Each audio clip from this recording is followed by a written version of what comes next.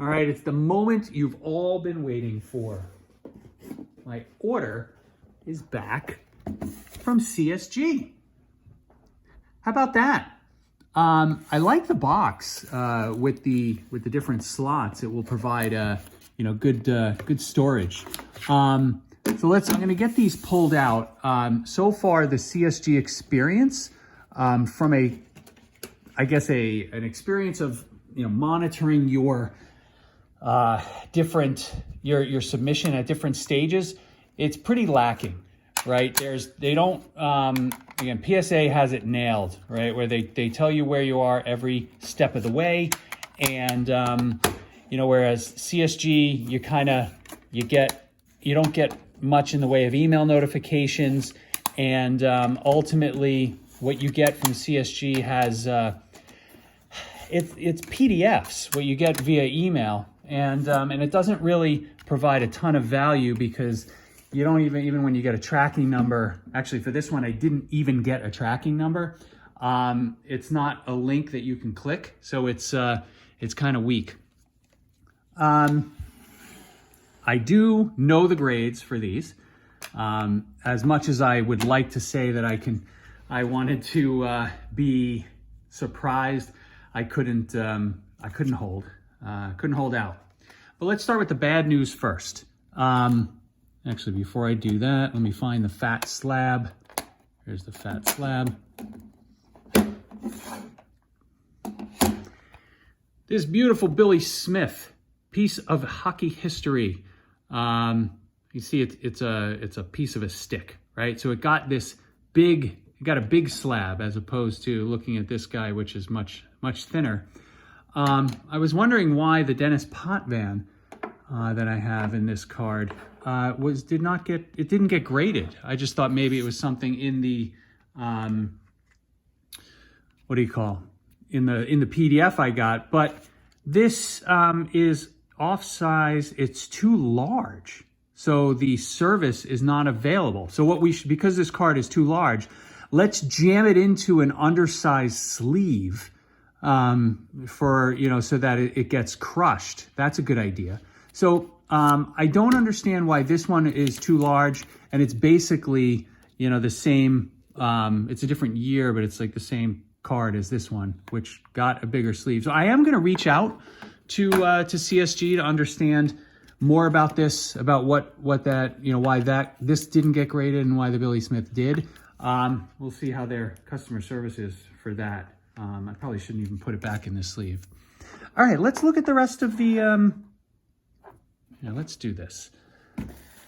Let's keep Billy Smith up in the background. He deserves it. There's some fun cards in here. I think, for the most part, it's hockey, but there's a couple of other sports involved. Kareem Abdul-Jabbar. Okay.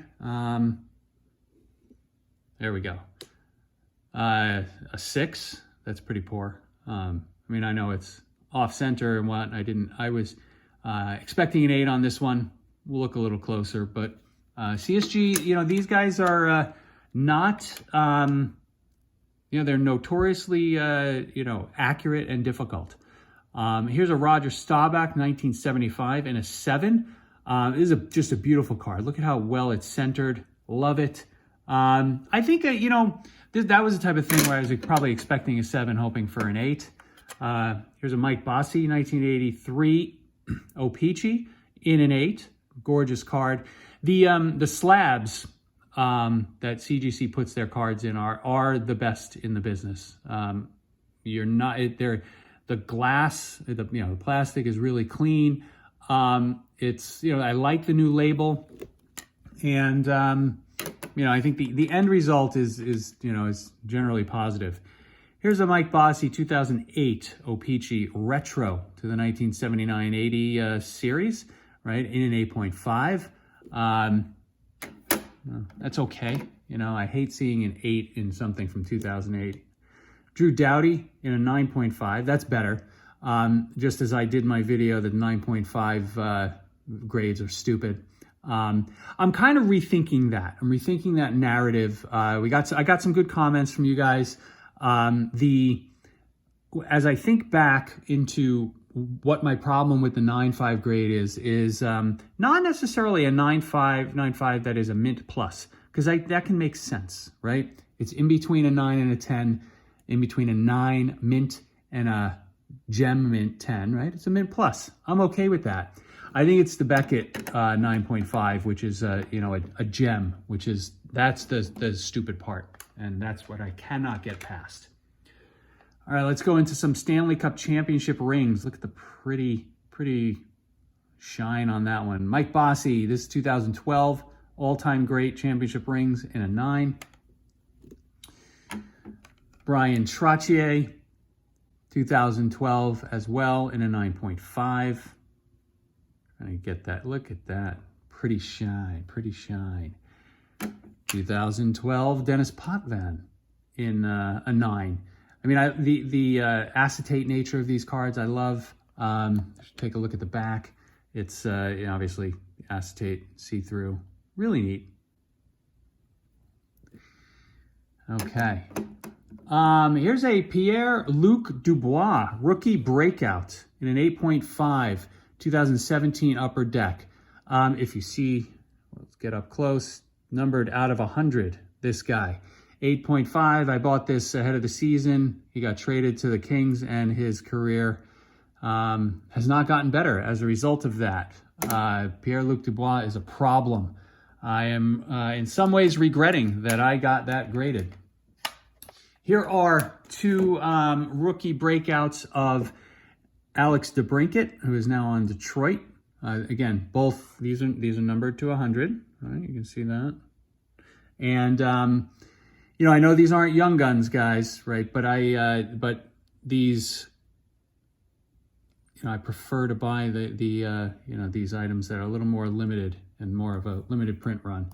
Here's what the backs of these cards look like. I just also like how they look.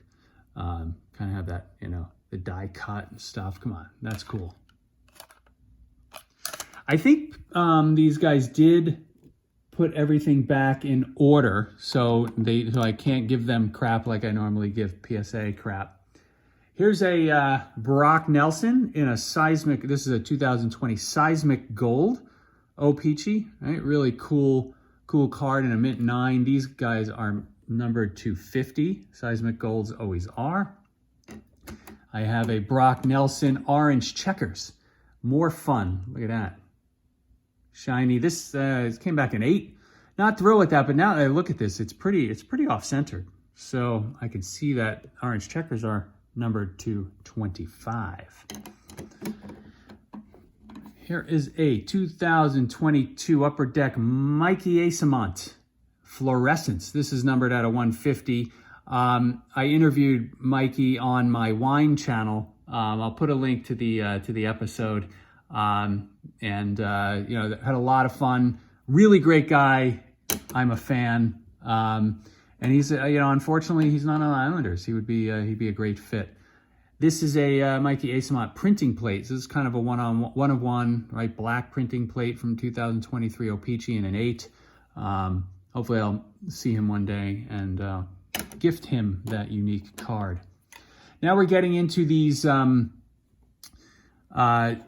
piece of history relics.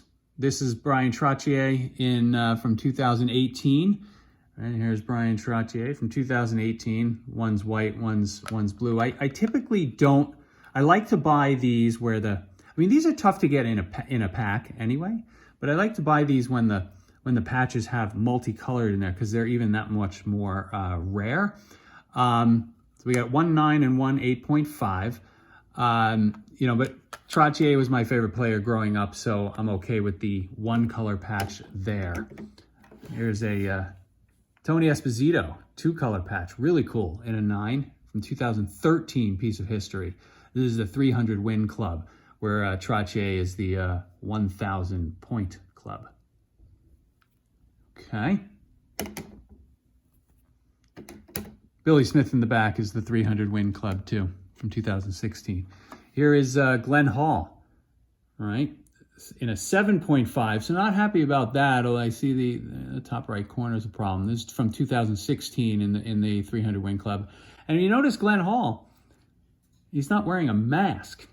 Remember, kids, Like, hockey goalies did not wear masks up until, you know, the 70s. There's an Ilya Sorokin. This is just a marquee rookie in a 9.5. Again, huge fan of his. And I thought the Vezina was going to be in his sights for this year, but the Islanders and him have underachieved, so maybe another year. Here's a Pierre-Luc Dubois in a seismic gold in a 9.5 from 2018. Again, numbered to 50. I like this card. I don't think it's going to hold much value given the way that Dubois' first year in Anaheim, in LA, has unfolded, but we'll see what happens.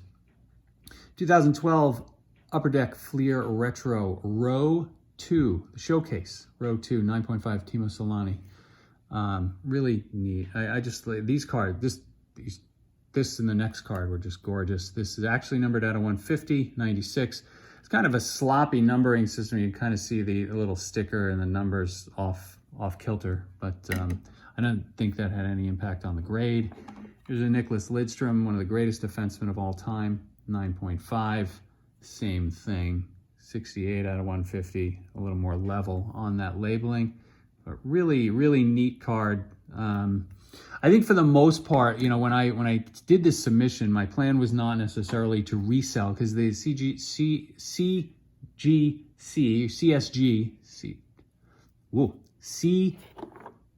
it's interesting. It says CSG here, but it's really CGC.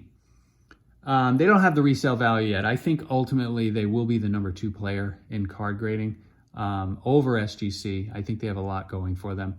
Here's a Jordan Kyrou, orange checkers, numbered to 25. Yeah, 25 of 25. Ooh, even more impressive. Definitely off center, left to right. So I think the 9 makes sense. And then the last card in the order is a Ray Bourque, 1999 Upper Deck Black Diamond Final Cut. Really cool on the die cut and shiny. Got an 8.5. This guy is numbered out of 100. Just a really unique card. So like I was saying, I think, you know, my plan was to have the vast majorities of these cards in my collection. And now I got this really cool box that has all these slots for more graded cards, so it'll help me with my storage. Let me know what you think. Are you submitting to CGC anytime soon? Hope all is well. Thanks for watching. Talk to you soon.